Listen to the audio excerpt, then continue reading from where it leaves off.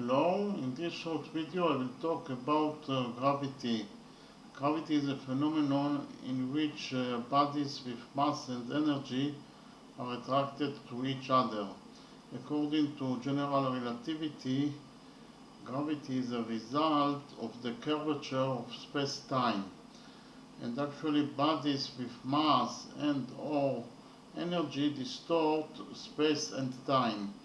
And according to Newton, gravity is an attractive force between masses.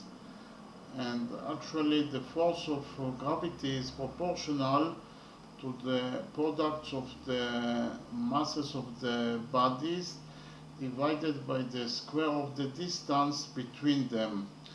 Another concept of gravity is that gravity is the weakest force of the four fundamental forces that are the strong force that binds the protons binds the protons together in the nucleus of the atom, the electromagnetic force that explains how charged particles interact with each other, and the weak force that's responsible for the radioactive decay of atoms. Okay, thank you very much.